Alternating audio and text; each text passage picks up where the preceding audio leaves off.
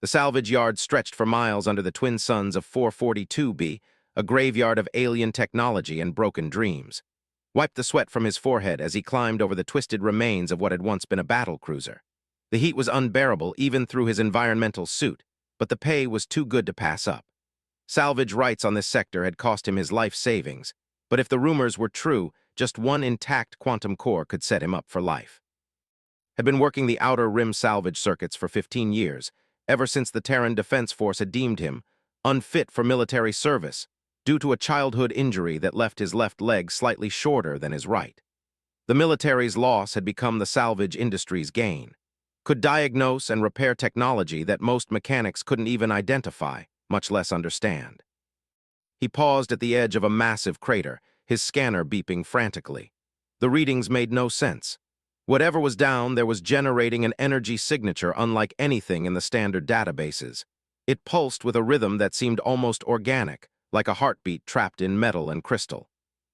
"Arya, are you getting these readings?" Spoke to his AI companion, a modified navigation system he'd jury-rigged into something approaching true artificial intelligence. "Affirmative, the energy signature is unusual. I'm detecting what appears to be a containment field of unknown origin. The technology is definitely not human or any known species in my database." Secured his climbing gear and began rappelling into the crater. The walls were smooth, almost glass-like, suggesting the hole hadn't been created by weapons fire but by something far more precise.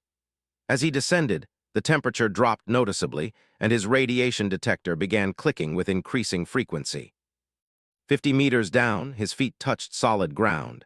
The bottom of the crater was perfectly circular, and in its center sat a structure that easy description.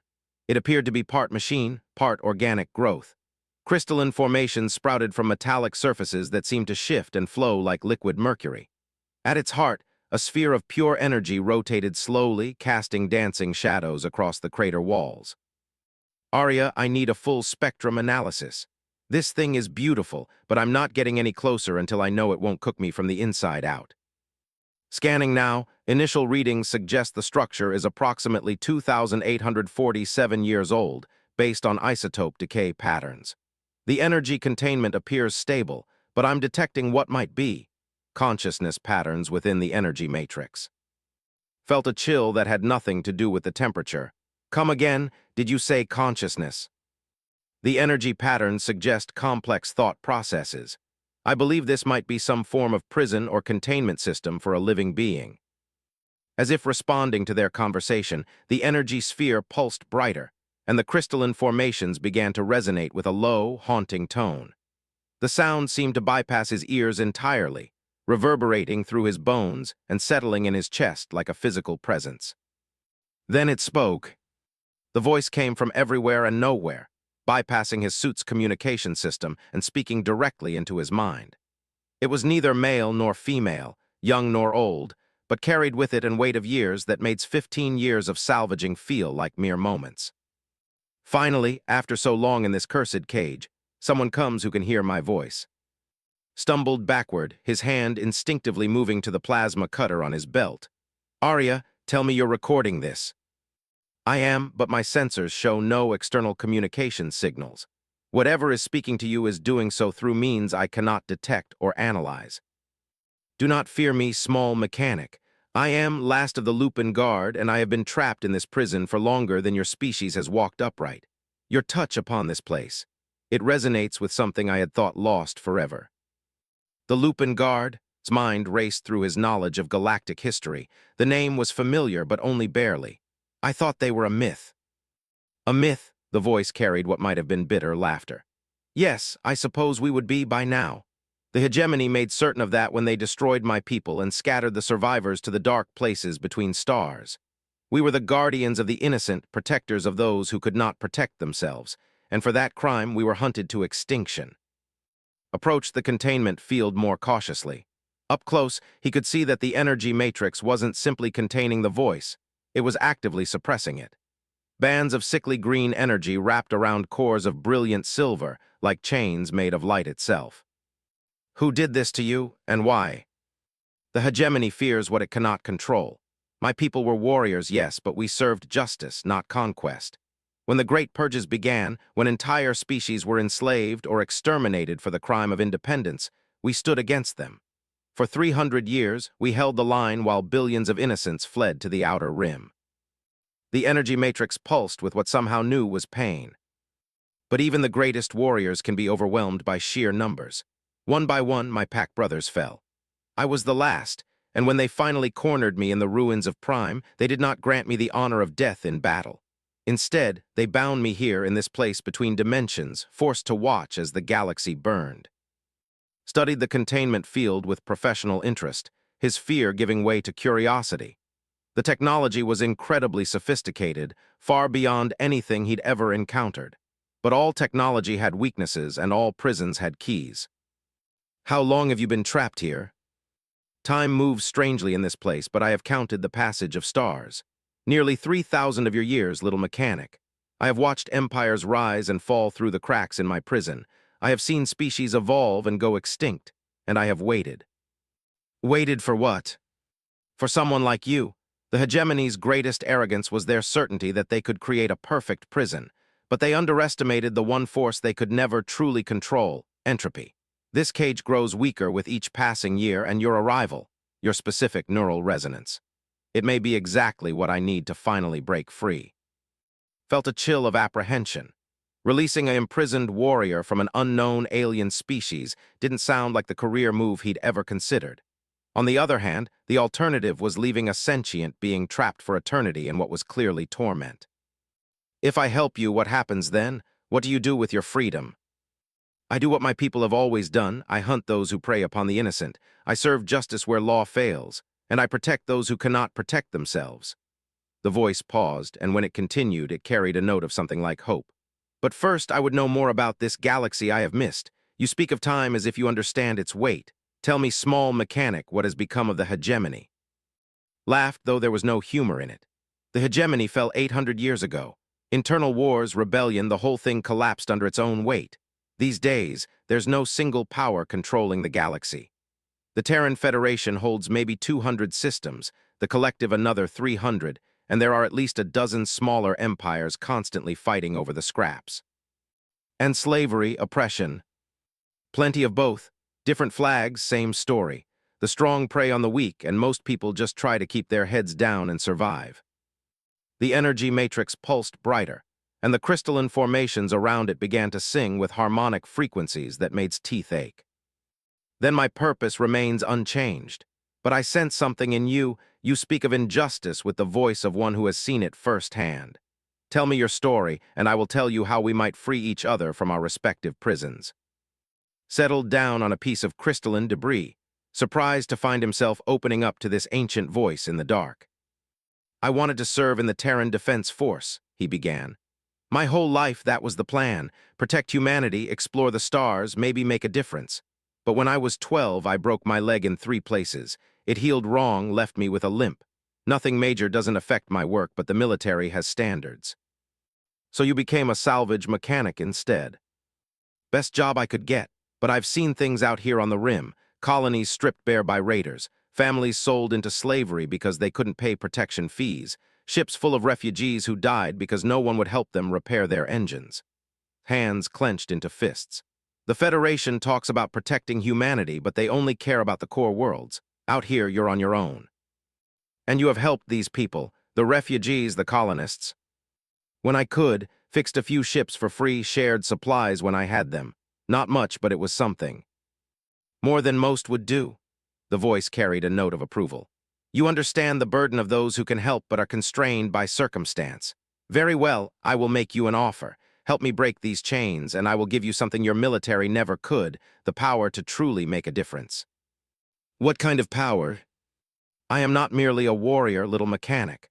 I am a keeper of secrets, a guardian of technologies that predate your species by millions of years. The Lupin Guard were not simply soldiers. We were the inheritors of the ancestors' legacy, entrusted with knowledge that could reshape the galaxy.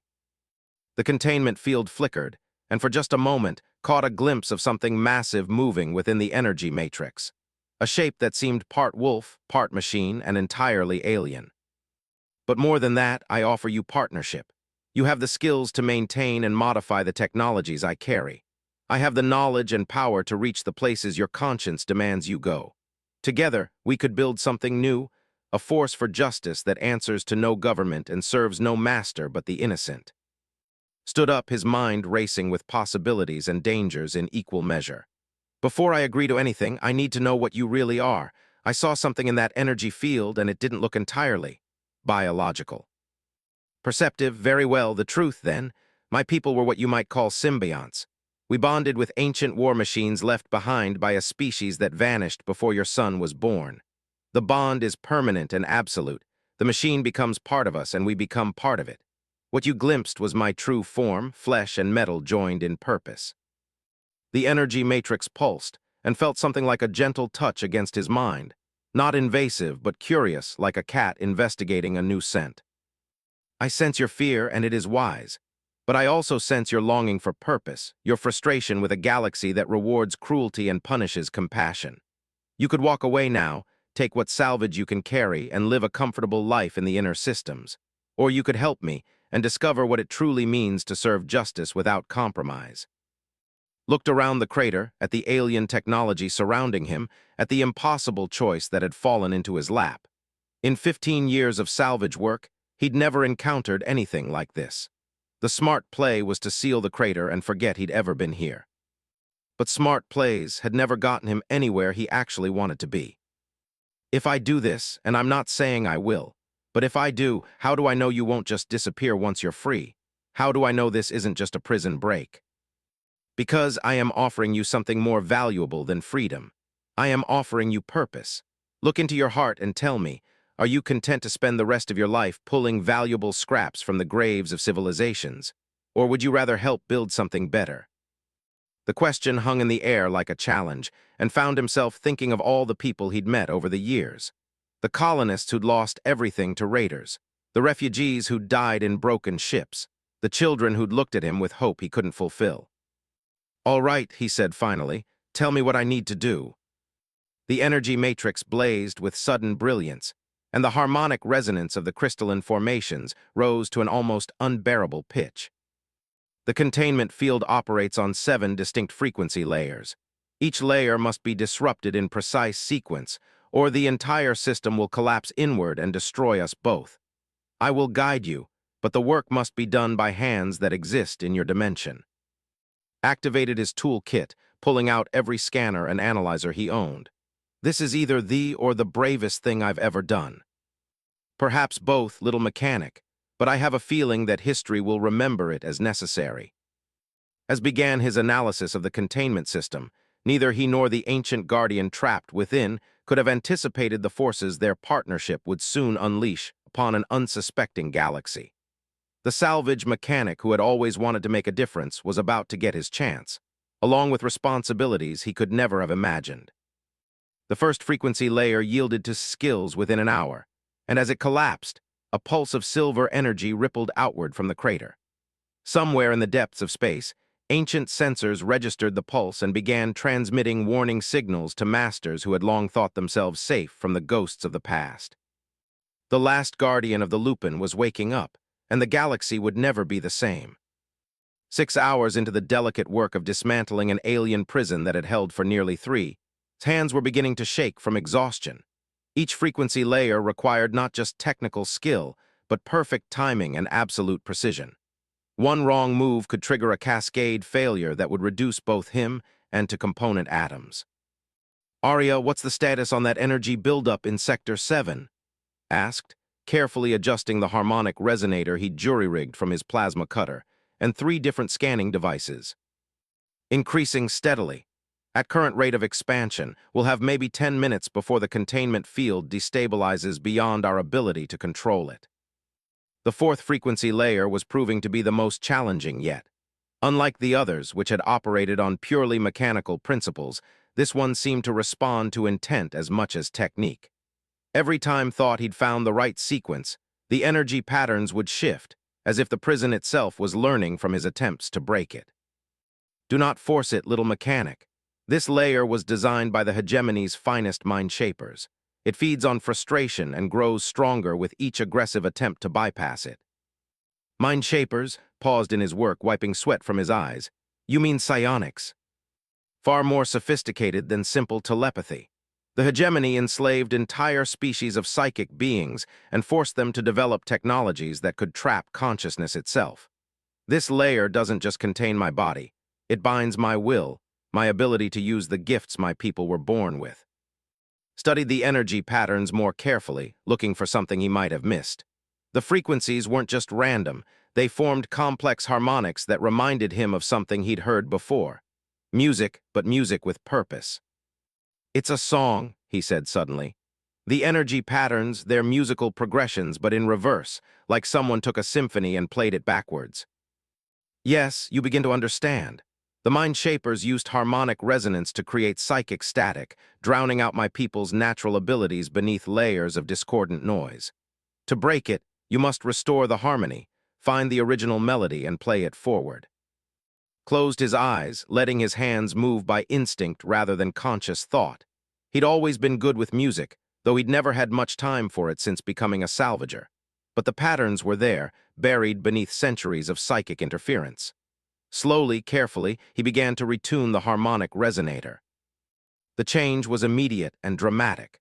The sickly green energy bands around the containment field began to unravel, replaced by streams of silver light that seemed to sing with joy at their release. The temperature in the crater dropped another 10 degrees, and felt a pressure he hadn't realized was their lift from his shoulders. 4 layers down, 3 to go, but I must warn you, the next layer will be the most dangerous. It was designed not just to contain, but to punish. The hegemony wanted to ensure that anyone attempting to free their prisoners would suffer for the audacity.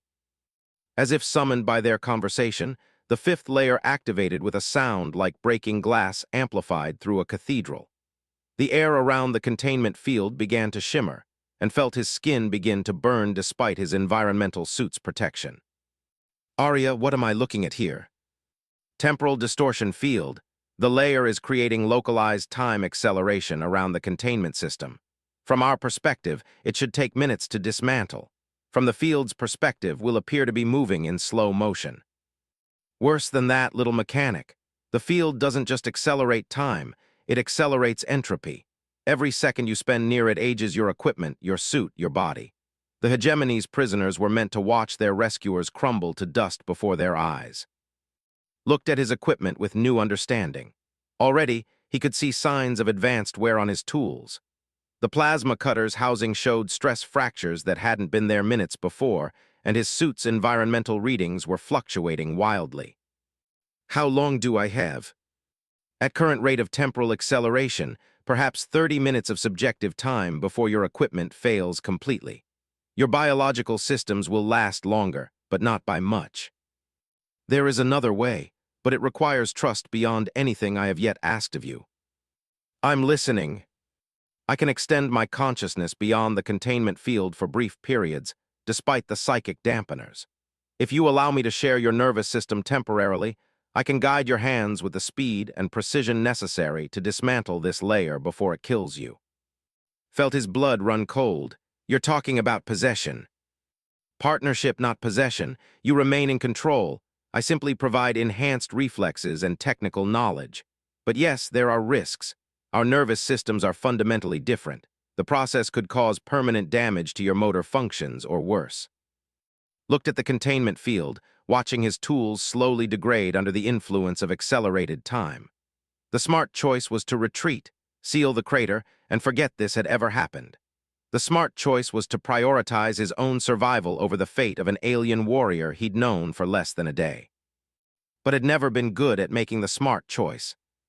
Do it. The sensation was indescribable. For a moment, felt his consciousness expand beyond the boundaries of his skull, touching something vast and ancient and utterly alien.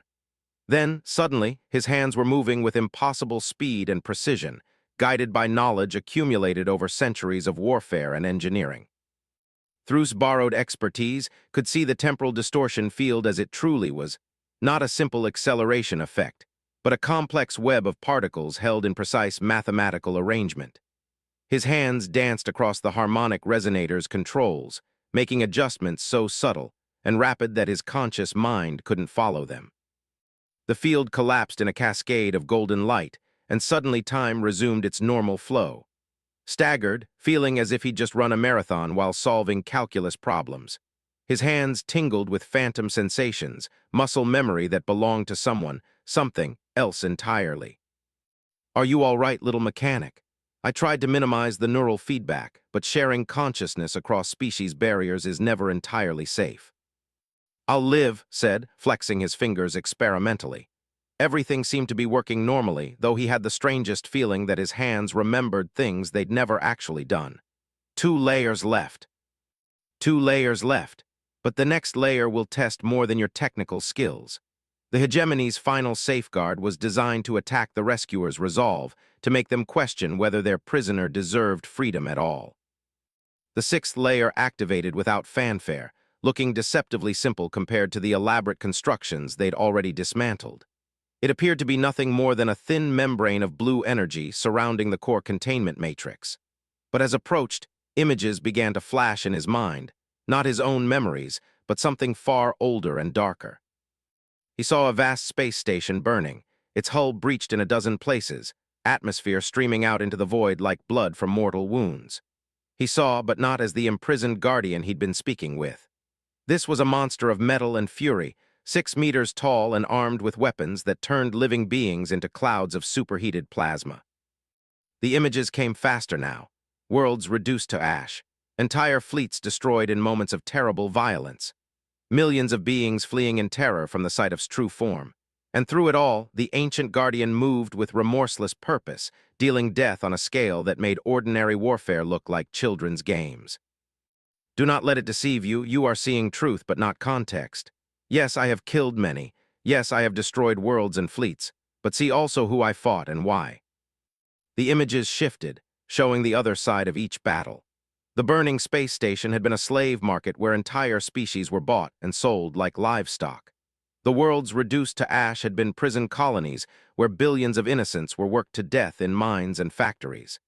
The fleeing fleets had been carrying weapons designed to commit genocide on scales unimaginable. But even with context, the sheer scope of destruction was overwhelming. Found himself backing away from the containment field, his hands shaking. "How many?" he whispered. "In 300 years of warfare against the hegemony? Uncounted millions. I am not a gentle creature. My people were created to be perfect weapons in service of perfect justice. We do not wound when killing is cleaner. We do not negotiate when force is more certain. We are the storm that comes for those who prey upon the innocent, and we show no mercy to slavers, torturers, and tyrants." The memorial layer pulsed brighter, showing more images. Children starving in camps while their guards lived in luxury. Scientists experimenting on living subjects to perfect new forms of biological warfare. Entire species driven to extinction for the crime of resisting hegemony rule. And always was there, bringing terrible vengeance to those who thought themselves untouchable.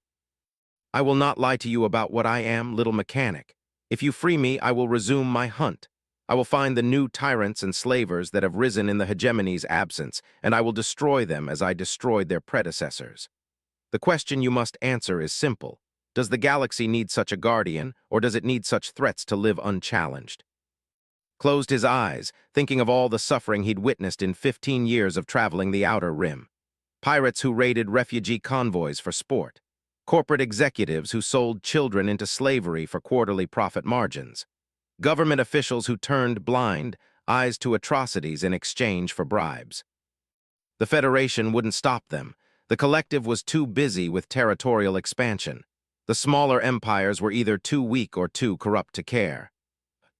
"If I let you out, how do I know you'll discriminate between the guilty and innocent?" "Because you will be there to provide that discrimination, little mechanic. You will be my conscience, my connection to the moral complexities of this new galaxy. In exchange, I will be your sword, your ability to reach places where conscience alone cannot penetrate." The proposition was terrifying and tempting in equal measure. Thought of all the times he'd wanted to do more than just repair ships and offer supplies. All the times he'd watched injustice triumph because good people lacked the power to stop it. "Partners," he asked. "Partners, your wisdom guiding my strength, your compassion tempering my fury. Together we could build something the galaxy has never seen, justice without politics, protection without prejudice." Reached for the harmonic resonator, his decision made. The sixth layer dissolved at his touch, apparently satisfied that he understood the true scope of what he was unleashing. The core containment matrix was now visible in its entirety, a sphere of pure silver energy surrounded by the final, most complex barrier yet encountered. The last layer, and the most difficult. This one was not made by the hegemony, but by my own people, if I were ever captured and corrupted, this layer would ensure I could not be used as a weapon against the innocent. What do you mean, corrupted? The hegemony's psychic torturers worked on me for years before placing me in this prison. They tried to break my mind, to turn me into a weapon they could control. The layer you see now will only dissolve if it detects that I remain true to my original purpose. If I have been compromised, it will destroy us both rather than allow a corrupted guardian to walk free. Studied the final barrier with growing unease. Unlike the others, this one showed no obvious interface points, no frequency signatures he could analyze and manipulate. It seemed to be waiting for something he couldn't provide. How exactly is it supposed to test whether you've been corrupted? Through you, little mechanic. The layer will examine your intentions, your moral character, your reasons for freeing me. If it determines that you are acting from wisdom and compassion, it will accept that I have chosen my partner well, and it will open. But if it senses darker motivations, it kills us both. Better that than a corrupted guardian loose in the galaxy. Took a deep breath and placed his hands on the final barrier. The reaction was immediate and overwhelming. He felt his mind being examined by an intelligence that made even seem simple by comparison. Every decision he'd ever made, every moment of moral choice, every act of kindness or cruelty was laid bare and weighed. The examination was thorough and merciless. Felt his childhood decision to share his lunch with a bullied classmate being weighed against his teenage choice to take engine parts from a derelict ship without checking if anyone was still alive inside. His years of helping refugees were balanced against the times he'd turned away from suffering because getting involved would have been dangerous. But gradually began to sense approval from the ancient intelligence judging him, not because he was perfect, far from it, but because his imperfections had taught him compassion, because he understood what it meant to fail, to fall short of his own ideals, and to keep trying anyway. You have chosen well, my friend, Kame's voice, filled with what might have been relief. Thee accepts you as true partner, not puppet master or tool. We are free to forge our own path. The final barrier dissolved like morning mist, and suddenly the containment matrix was opening like a flower made of light. What emerged from nearly 3 of imprisonment was both more and less than had expected. Was huge, easily 6 meters tall, but his form combined organic and mechanical elements so seamlessly that it was impossible to tell where the wolf ended and the machine began. Silver fur-covered surfaces that might have been skin or might have been living metal. Eyes like stars burned in a face that managed to be both beautiful and terrifying. When he moved, it was with a dancer's grace despite his size, every gesture conveying power held in perfect check. I had forgotten what it felt like to stand in real space, said, and this time his voice came through the air rather than directly into his mind. It was deep and resonant, with harmonics that seemed to come from multiple sources. To feel gravity beneath my feet, to breathe atmosphere instead of energy. Thank you, you have given me the greatest gift one being can offer another, freedom. Found himself backing away despite his resolve. Up close was overwhelming, not just his size, but the sense of barely contained power that radiated from him like heat from a furnace. So what happens now? Tilted his massive head, considering the question. Now, little mechanic, we go hunting, but first we prepare. I have been out of this reality for 3,000 years. Much has changed, and I will need time to understand this new galaxy we inhabit. And you will need equipment more sophisticated than salvage tools if you are to work alongside a guardian of the Lupin. The ancient warrior gestured, and the crystalline formations around the crater began to glow with new purpose. Watched in amazement as they flowed like liquid, reshaping themselves into complex technological constructs he couldn't begin to identify. The first lesson of partnership: what you bring to our union is as valuable as what I contribute. I have power and knowledge, but I lack understanding of this modern age. You have that understanding and the wisdom to guide its application. Together, we will be far more than the sum of our individual abilities. As the crystalline structures completed their transformation, found himself looking at what appeared to be a sophisticated workshop and laboratory. Tools that hummed with power beyond anything in his experience lay ready for use, and displays showing star charts and tactical information flickered to life around the chamber. But even as he marveled at the technology, couldn't shake the feeling that he'd just set in motion forces beyond his control. The galaxy was about to rediscover what it meant to have a Lupin guardian stalking its shadows, and not everyone would appreciate the experience. As if reading his thoughts, turned those burning eyes toward him and spoke with quiet certainty. Do not doubt your choice, partner. The galaxy is darker than it was when I was imprisoned, and the innocent suffer while the guilty prosper. It is time for that to change. It is time for the wolves to hunt again. Looked around the transformed crater, at the alien technology surrounding him, at the massive figure of his new partner. His life as a simple salvage mechanic was officially over. Now he was part of something far more dangerous and far more important. 3 weeks after freeing from his crystalline prison, was beginning to understand that he'd signed up for something far more complex than he'd originally imagined. The makeshift base they'd established in the hidden crater had grown into a sophisticated operations center, with technology that made the Federation's most advanced ships look like children's toys. But it wasn't the alien technology that kept awake at night. It was the intelligence reports. "Arya, bring up the Meridian Sector files again," said, settling into what it called a tactical analysis chair, but which looked more like a piece of abstract sculpture that happened to be extremely comfortable. "Displaying data now. The situation has deteriorated significantly since our last review." Holographic displays filled the air around, showing star charts, shipping routes, and detailed intelligence on what could only be described as a humanitarian crisis spanning dozens of star systems. The Meridian Sector, once a prosperous region of independent colonies, had fallen under the control of something calling itself the Crimson Syndicate. On paper, the Syndicate was a legitimate security corporation hired by local governments to maintain order. In practice, they were little more than sophisticated pirates who'd figured out how to make their crimes look legal. Protection fees that bankrupted entire colonies. Labor contracts that were slavery in all but name. Medical supplies that disappeared en route to plague-stricken worlds, only to reappear in black market auctions. And behind it all, a man named Admiral Vex, former Federation Navy officer who'd been cashiered for war crimes during the border conflicts. The Federation had been content to quietly discharge him rather than face the scandal of a public trial. Now he commanded a fleet of stolen warships and ruled over a dozen systems like a medieval warlord. "You're troubled by what we've discovered," Kame's voice from the workshop area where he'd been crafting new equipment for their upcoming mission. "Good. Righteous anger is the fuel that drives justice." "Trouble doesn't begin to cover it," replied. "These aren't just criminals. They're operating with government sanction in half the systems they control. Local authorities either work with them or get replaced by people who will." The massive wolf machine emerged from his workspace, carrying what appeared to be a rifle, though it was clearly designed for his enormous hands rather than human proportions. The weapon hummed with contained energy that made the air around it shimmer.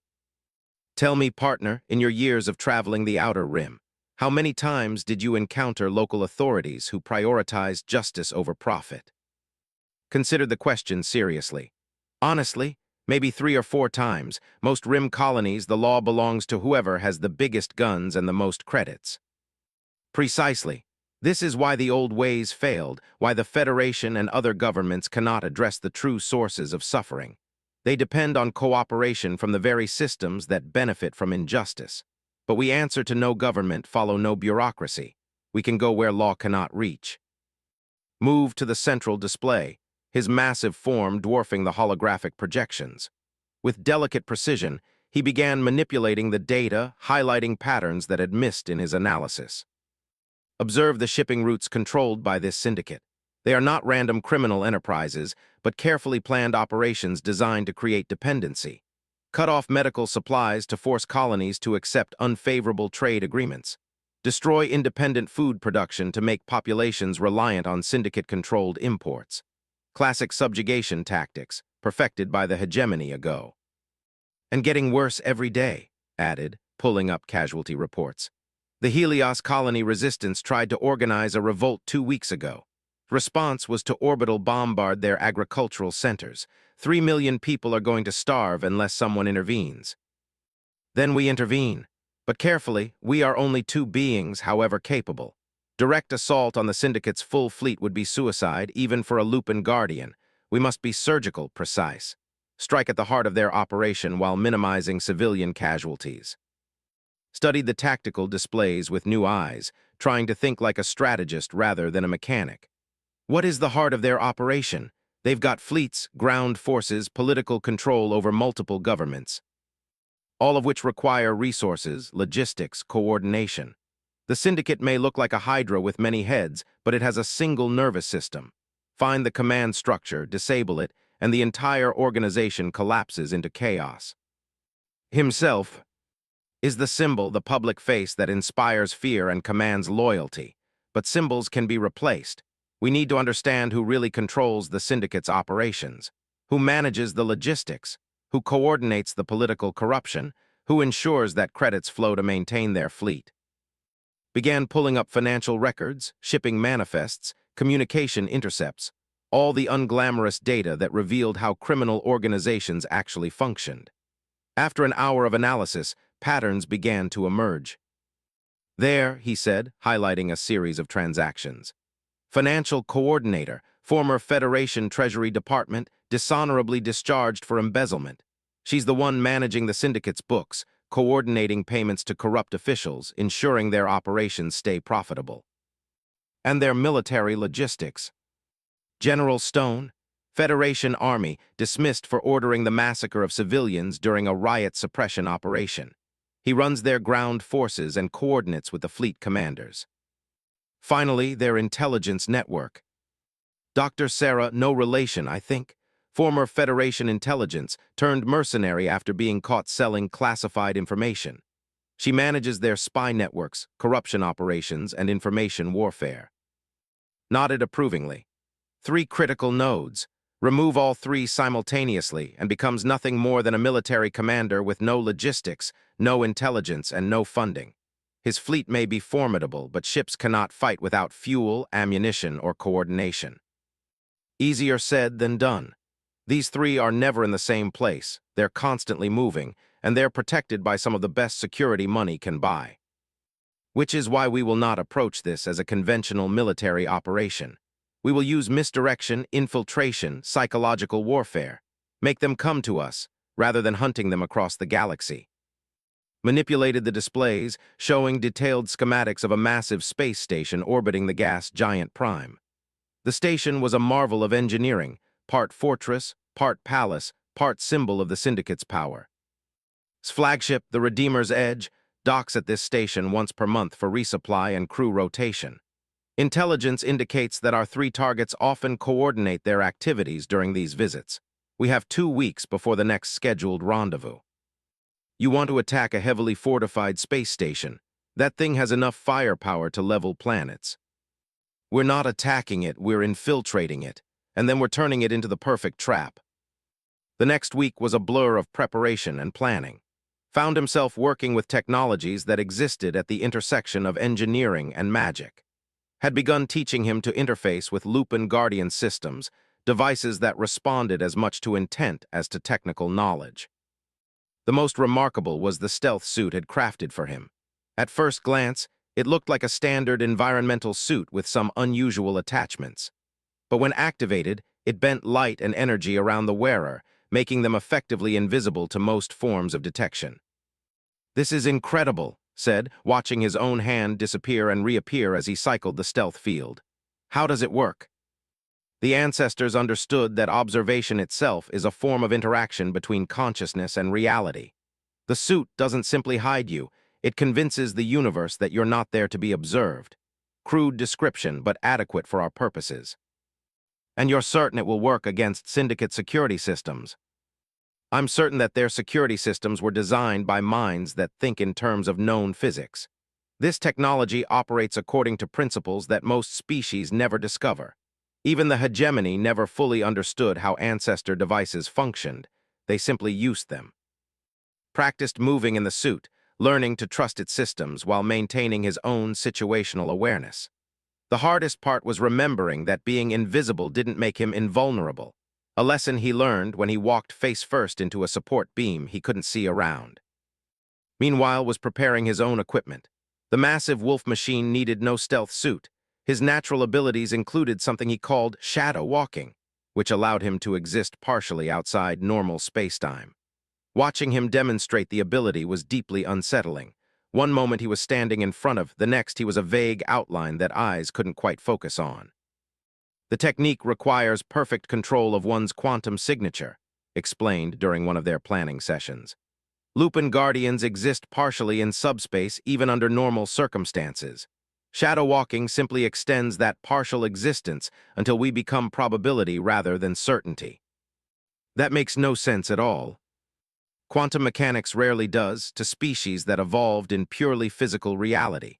Don't worry about understanding it, worry about learning to work with it. Their infiltration plan was elegantly simple in concept, nightmarishly complex in execution. Would enter the station during a routine supply delivery, using his legitimate salvager credentials to gain access to the maintenance sectors. Once inside, he would plant quantum beacons that would allow to shadow walk directly to their targets. Then came the hard part, simultaneously neutralizing 3 of the galaxy's most dangerous criminals while surrounded by their security forces on a station designed to be impregnable. "We get one shot at this," said as they made final preparations. "If we miss any of our targets, the survivors will disappear so deep we'll never find them again." "We won't miss, but even if we did, removing 2 of the 3 would still cripple the Syndicate's operations. Sometimes progress requires accepting imperfection in service of greater justice." The day of the operation found himself approaching Prime Station in a modified cargo hauler, his fake credentials identifying him as a freelance mechanic hired to perform routine maintenance on the station's atmospheric processors. The cover story was perfect because it was largely true. Really was qualified to work on atmospheric systems, and the station really did need maintenance that its regular crew couldn't handle. But as the massive station grew larger on felt his nerve beginning to crack. The structure was enormous, easily 10 kilometers long and bristling with weapons that could vaporize his ship before he could even think about running. "Arya, any signs that we've been detected as anything other than a routine service call?" "Negative, all communications have been standard traffic control protocols. Your credentials are being accepted without question." "Because intelligence network is that good, or because we're walking into a trap?" "Unknown, but if I may offer a personal observation, you've been planning this operation for weeks. Trust your preparation." Took a deep breath and focused on the mission. 3 targets, 3 quantum beacons, 1 chance to strike a blow against an organization that was bleeding the outer rim dry. The easy part, getting onto the station, was almost complete. Soon the real test would begin. As his cargo hauler docked with Prime Station's maintenance bay, activated his stealth suit, and prepared to disappear into the shadows of humanity's hunting ground. Behind him, invisible to all sensors, waited in quantum probability for the signal that would bring him across space to dispense ancient justice with modern precision. The Crimson Syndicate had ruled the Meridian sector through fear and corruption for 5 years. They had exactly 6 hours left to enjoy that power. Time to hunt. The atmospheric processor maintenance access was exactly where intelligence had indicated it would be. Deck 7, Section 12, behind 2 layers of security that forged credentials bypassed without question.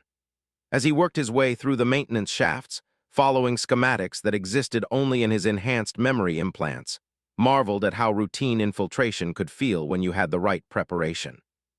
That feeling lasted exactly 12 minutes. Arya's voice whispered through his suit's communication system. "I'm detecting unusual activity in the station's security grid. Multiple patrol routes are being modified, and there's increased chatter on encrypted channels." Froze in the maintenance shaft, listening to the distant hum of the station systems. "Do they know we're here?" "Unknown, but something has them agitated.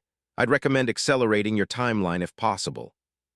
The first quantum beacon needed to be placed in the station's financial center, where maintained her offices.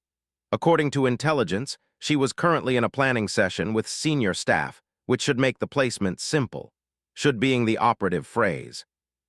Emerged from the maintenance shaft into a service corridor that should have been empty. Instead, he found himself face to face with 2 syndicate security guards who were clearly not following their normal patrol schedule. Time slowed as watched the guard's eyes widen in surprise. The stealth suit was active, which meant they shouldn't be able to see him, but they were definitely reacting to something. Either the suit had malfunctioned or syndicate security was better than had anticipated. The guards reached for their weapons with trained efficiency, had perhaps 2 seconds before they raised an alarm that would bring half the station down on his head. In that moment, all his careful planning collapsed into pure instinct. Lunged forward, using the enhanced strength servos in his maintenance suit to drive his shoulder into the first guard's solar plexus. The man folded with a strangled gasp, his weapon clattering to the floor. The second guard was bringing his plasma rifle to bear when grabbed a maintenance tool from his belt and triggered its sonic disruptor. The high-frequency pulse was designed to break molecular bonds in stubborn machinery. Applied to human nervous systems, it had considerably more dramatic effects. The second guard dropped like a stone, unconscious but breathing. What just happened? I registered weapons discharge and elevated stress readings. Change of plans, whispered, dragging the unconscious guards into a nearby storage closet. The stealth suit isn't perfect. They could see something even if they couldn't see me clearly. He activated his quantum beacon scanner, looking for the specific energy signature that would allow to shadow walk to his location. Financial Center, Deck 4, Section 8. Still 12 decks away, and now his cover was compromised. Began moving faster, abandoning stealth for speed. If the guards were already suspicious, then time was more critical than subtlety. He needed to get all 3 beacons placed before station security realized they were under infiltration. The financial center proved to be a maze of offices, server rooms, and conference chambers. Followed his scanner towards private office, dodging automated security cameras and trying not to think about how many things could go wrong with his modified plan. He found his office empty, its door sealed with both electronic locks and biometric scanners, but hadn't spent 15 years as a salvage mechanic without learning how to open things that were supposed to stay closed. The quantum beacon needed to be placed somewhere it wouldn't be easily discovered, but where it could establish a clear lock on its target. The office's environmental control system provided the perfect hiding spot. Removed an access panel, placed the beacon among the atmospheric recycling components, and sealed everything back up. To any casual inspection, nothing would appear changed. But the beacon was now actively scanning for its unique quantum signature, ready to guide directly to her location anywhere on the station. 1 target locked, 2 to go. General Stone's security headquarters was located in the station's military sector, which meant passing through 3 additional security checkpoints. His maintenance credentials were good, but they wouldn't stand up to serious scrutiny. He needed another approach. The solution came from an unexpected source: station maintenance protocols. Prime Station was large enough to qualify as a small city, which meant it generated enormous amounts of waste heat that had to be managed by an equally enormous cooling system. Accessed the environmental controls and began introducing subtle fluctuations in the cooling grid. Within minutes, the military sector was experiencing temperature spikes that would be uncomfortable but not dangerous. Automated systems immediately began requesting priority maintenance support, and its credentials suddenly looked like exactly what the duty officer wanted to see. "About time," the sergeant at the security checkpoint said, waving through without even looking at his identification. "The general's been complaining about his office temperature for the last hour." General Stone's office was precisely climate-controlled, filled with tactical displays and decorated with weapons from a dozen different conflicts. The man himself was elsewhere, probably dealing with whatever security alert had the guards so agitated, but his personal effects were scattered throughout the room. Place the second beacon inside Stone's tactical command chair, a piece of furniture so complex that one additional component would never be noticed. The beacon immediately locked onto traces of Stone's DNA and began building a quantum signature profile. 2 targets locked, 1 to go. Dr. Sarah's Intelligence Center was located in the most secure section of the station, surrounded by Faraday cages and quantum dampeners designed to prevent any form of unauthorized information transfer. Getting inside would require more than maintenance credentials. It would require actual technical expertise. Fortunately, had both. The intelligence center's main server array was experiencing what appeared to be a cascade failure in its quantum storage matrices. At least, that's what the diagnostic readouts showed after finished introducing some carefully crafted errors into the system's self-monitoring protocols. "Emergency maintenance request from Intelligence Command," told the security guard at the center's entrance, displaying his credentials along with automatically generated work orders. "Something's wrong with their quantum storage. If it goes down completely, they'll lose weeks of intelligence data." The guard looked nervous. "I'll have to confirm with Doctor directly." "Do what you have to do, but make it fast. According to these readings, you've got maybe 20 minutes before the whole array goes critical." While the guard frantically tried to contact his superiors, studied the intelligence center's layout through publicly available station schematics. The quantum storage arrays were definitely inside the secured area, but they connected to the station's main data network through fiber optic cables that ran through standard maintenance conduits. If he could access the cables, he could trace them back to their source and place the beacon where it would be most effective. "Doctor authorized your access," the guard said, returning with obvious relief.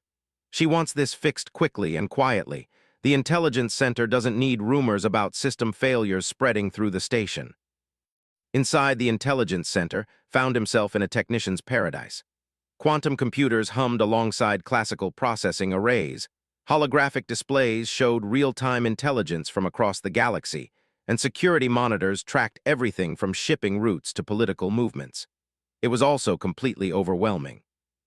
"Arya, can you help me navigate this setup? I need to find the central processing core where would spend most of her time." "Analyzing now.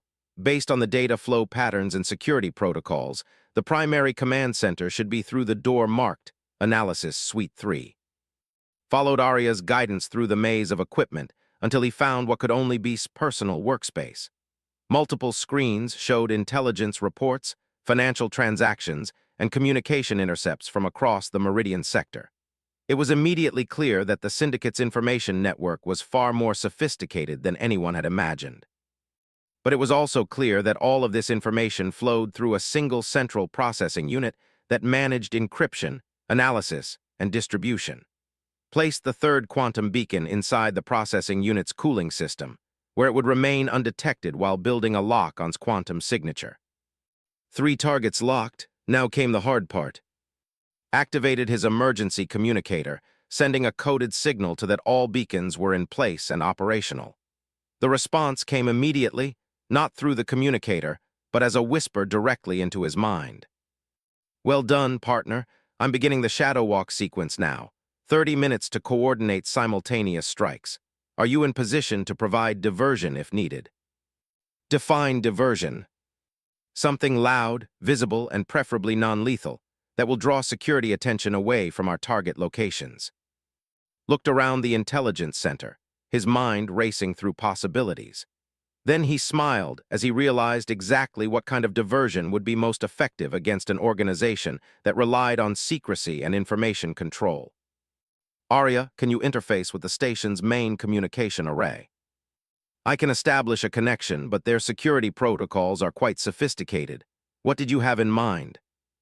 "Every piece of intelligence they've gathered, every corrupt transaction, every dirty deal, it's all here in these systems.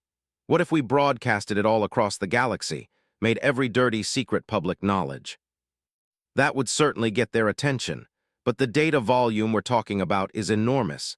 It would take hours to transmit everything." "We don't need to transmit everything. Just enough to let the galaxy know that the Syndicate's secrets are no longer secret. Let corruption and paranoia do the rest of the work for us." While began preparing the largest intelligence leak in galactic history, was already moving between dimensions toward their first target. The hunt was finally beginning, and the Crimson Syndicate was about to discover what happened when someone decided to hunt the hunters. Was reviewing profit margins from the latest protection racket expansion when reality simply stopped making sense. The air in her office began to shimmer, probability waves rippled across her desk, and something that her mind refused to properly process stepped out of quantum uncertainty and into her carefully ordered world. Manifested in physical space with deliberate slowness, allowing his presence to register gradually rather than appearing instantaneously. The psychological effect was devastating. Financial genius meant nothing when confronted with something that violated every assumption about how reality worked. Spoke, his voice carrying harmonics that seemed to come from the walls themselves. Coordinator of theft, facilitator of slavery, accountant of suffering, your ledgers are balanced with blood. Reached for the panic button on her desk with trembling fingers. Made no move to stop her. The quantum dampeners he'd activated upon arrival ensured that no electronic device in the room would function properly. You have enslaved entire worlds through debt manipulation, stolen medical supplies from plague victims, and calculated the profit margins of human misery. But you have miscalculated one critical variable. What do you want? Credits, information, I can make you rich beyond imagination. Justice, I want justice, and unlike your corrupted authorities, I am not for sale. The financial coordinator's death was swift and precise, a single touch that disrupted her nervous system at the quantum level. To any medical examiner, it would appear to be a stroke brought on by stress, but knew better.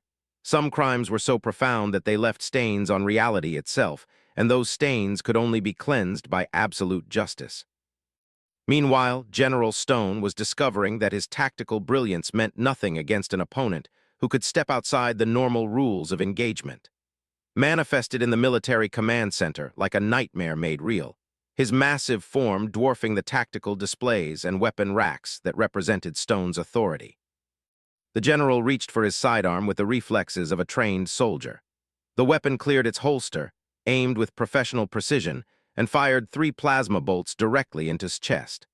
The bolts passed through empty space where the Guardian had been standing, striking the wall behind him and leaving scorch marks that would be difficult to explain. Stone, you ordered the massacre of civilians to demonstrate your power, turned soldiers into executioners, and made warfare a tool of terror rather than protection. Your tactical skills are impressive, but you have never faced an enemy who fights according to quantum principles. Stone tried to retreat, calling for security while drawing a backup weapon. But retreat was impossible when your opponent could predict your movements by observing probability cascades, and weapons were useless against someone who existed partially outside normal space-time. You mistook brutality for strength, fear for respect, massacre for victory. But strength without honor is merely bullying, and bullies have always been cowards at heart. The general's death came as he tried to use a civilian hostage as a human shield.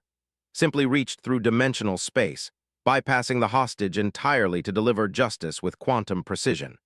To witnesses, it would appear that Stone had simply collapsed while threatening an innocent person, fitting end for a man who had built his career on such threats. Dr. Sarah proved to be the most challenging target, primarily because she was expecting something. Her intelligence network had detected the unusual security alerts, and her paranoia had reached professional levels. When materialized in her office, she was already wearing personal shields and had activated every security protocol at her disposal. Clever doctor, but you have made a critical error in your analysis. I know what you are, said, backing toward what appeared to be an escape route. Guardian technology, quantum manipulation, psychological warfare. The files from the hegemony period clearly describe your capabilities and limitations. Indeed, and what do those files tell you about facing a Lupin Guardian in direct combat? That it's impossible to win, but survival is possible if you can reach a prepared escape route with sufficient quantum dampening to prevent shadow-walking pursuit. Triggered what was clearly a well-planned escape protocol. Blast doors sealed the office, quantum dampeners activated throughout the section, and she began moving toward what had to be a hidden exit. Excellent tactical analysis, Doctor, flawlessly executed. Unfortunately, you failed to account for one critical variable. What variable? You assumed I was working alone. The blast doors suddenly opened to reveal, still wearing his stealth suit and carrying a modified plasma cutter. Behind him, station security was in chaos as his intelligence leak spread across the galactic communication networks. Going somewhere, Doctor? Asked, blocking her escape route. Looked between, and her intelligence analyst's mind working frantically to find a solution that didn't exist. The woman who had orchestrated information warfare across dozens of star systems found herself outmaneuvered by a simple salvage mechanic and an ancient warrior.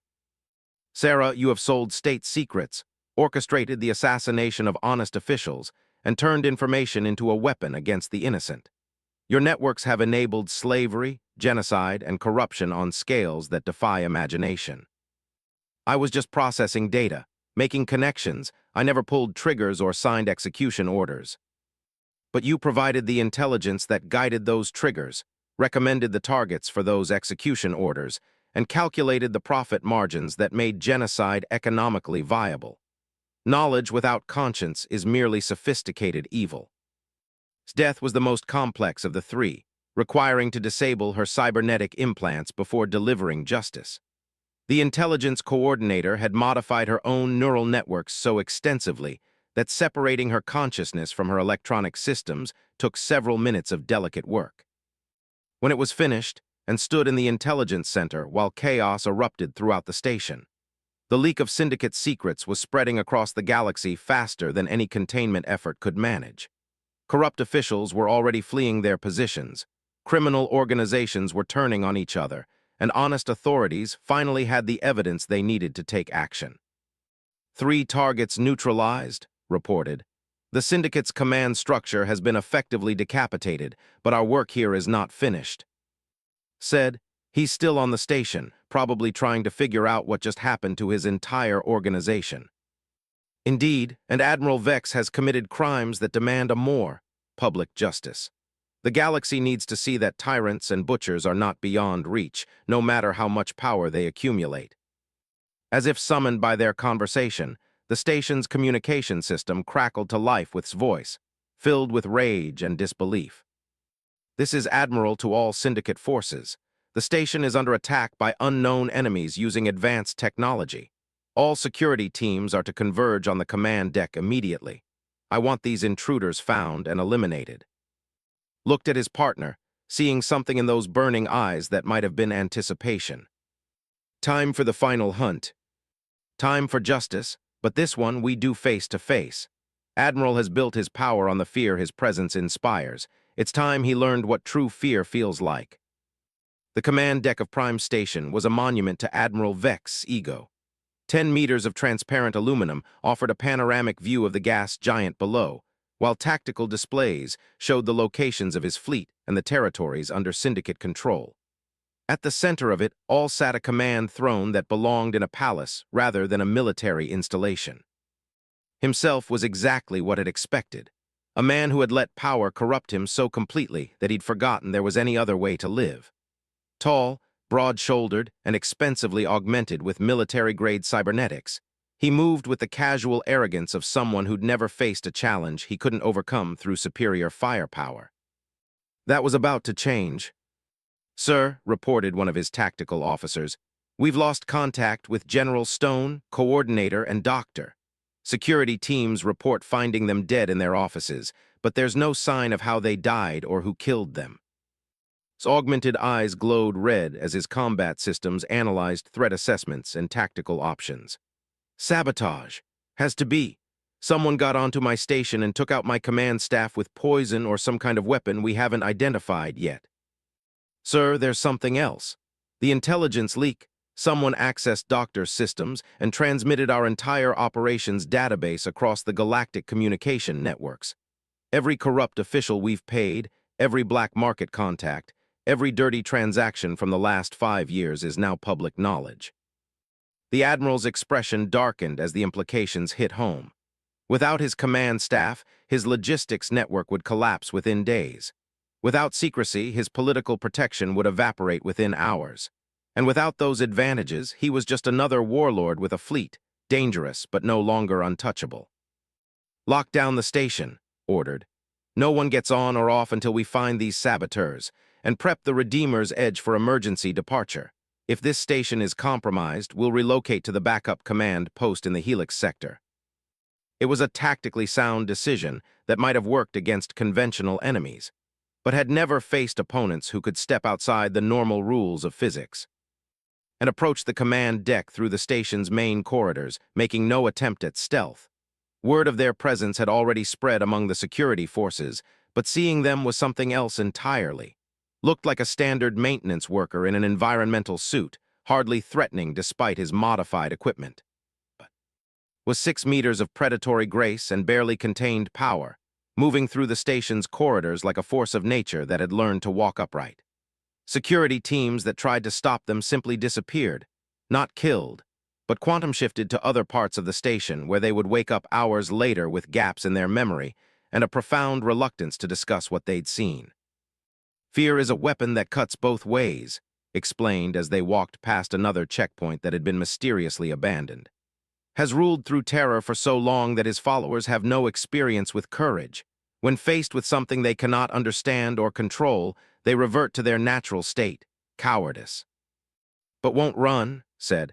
I've read his psychological profile. He's a narcissist with delusions of invincibility. He'll fight until the end rather than admit he can be beaten. Which is precisely what we're counting on.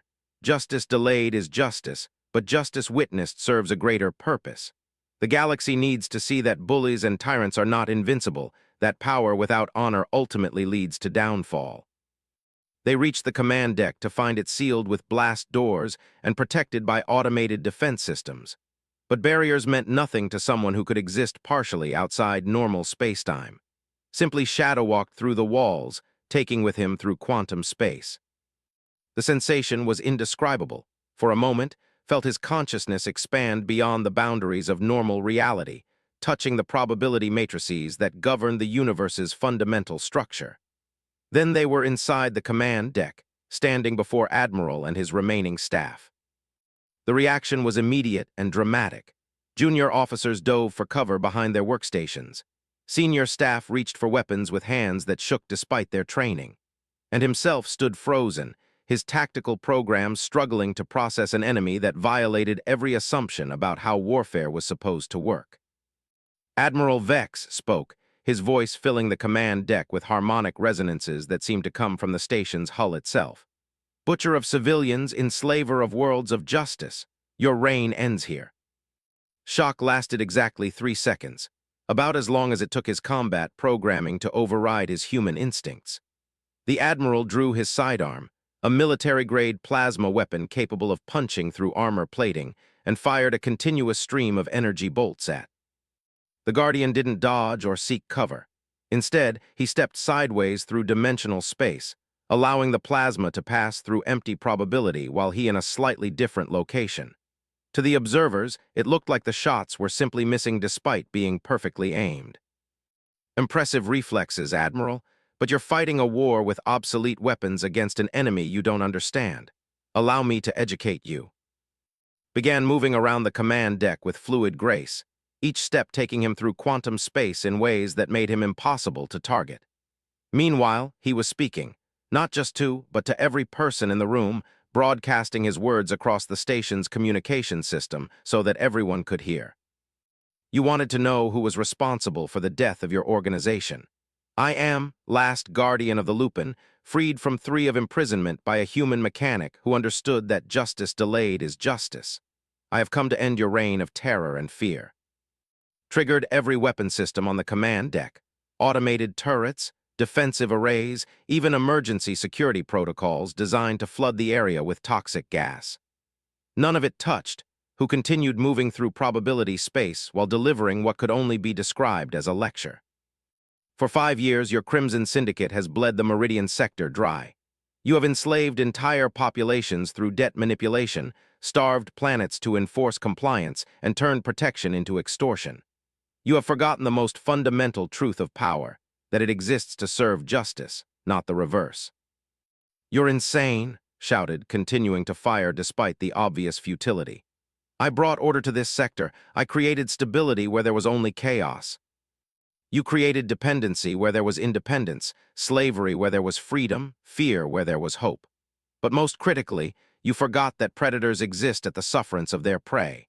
When the prey stops being afraid, the predator becomes nothing more than another animal to be hunted. As if to emphasize the point, suddenly stopped moving through quantum space and planted himself directly in front of Admiral.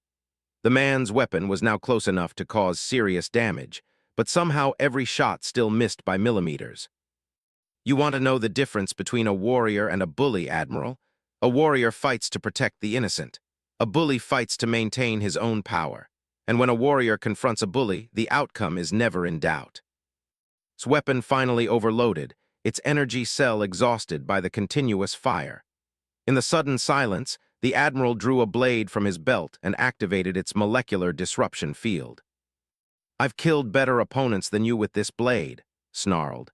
"Enhanced reflexes, predictive algorithms, 15 years of combat experience. You may be some kind of alien freak, but you still have to obey the laws of physics." "Actually, I don't."